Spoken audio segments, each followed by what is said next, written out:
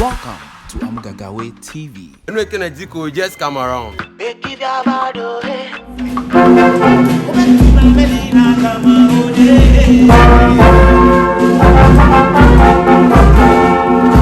Today, we visit a well-known town crier in Peki. Gombe is her name.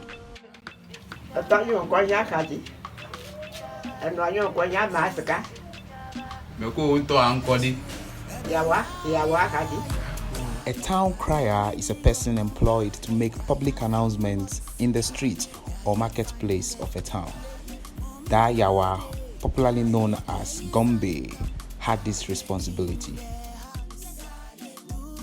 No. If you are with Matthew, might be a month, you have good money.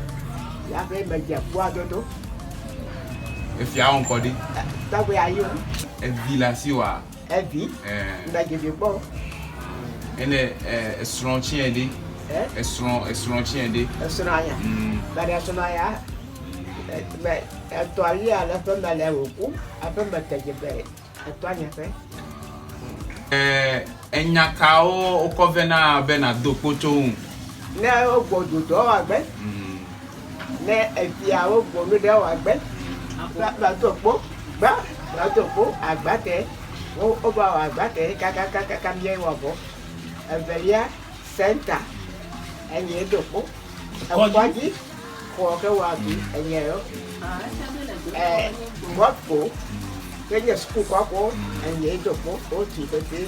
Ta dene call bu chalo dene zoalo ne dwakaso afo. She's very old now, and the days of such public announcements are all gone. What is left for Da Yawa? So podona mi menya le jakeyin. Besi agbeko emu, abe wa ton do kwa. E we tore chen na we ngusen. Yeah. You can't go around there. But I can't you by me.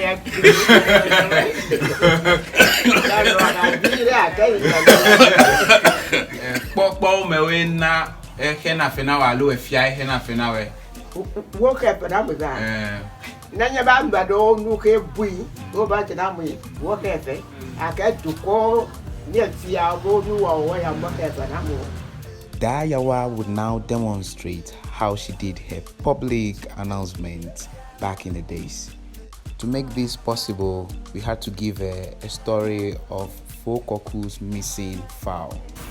Four koku? Echo anyigbe.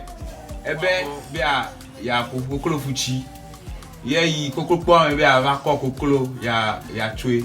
Kokolo amega le po mo. Da machina bedi. Na dopo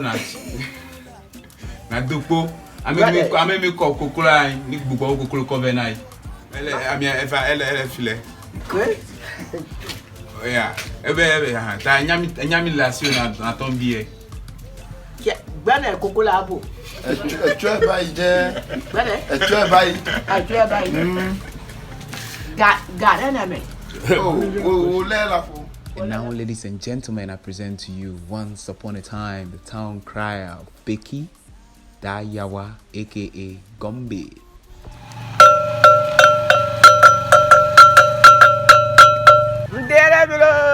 Mderemi.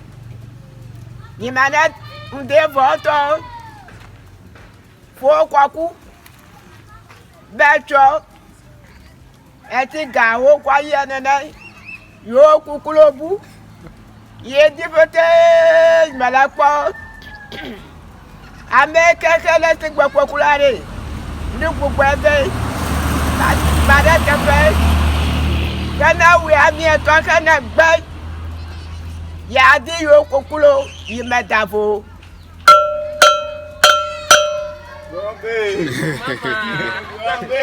yeah. Gombe is now a retired town crier. But then she struggles to survive. So the next time you visit Peki, pay her a visit. Give her some capre. Or you can also contact Mr. Boafo, Assemblyman, on this number to make your donations. Akbenami. Widola.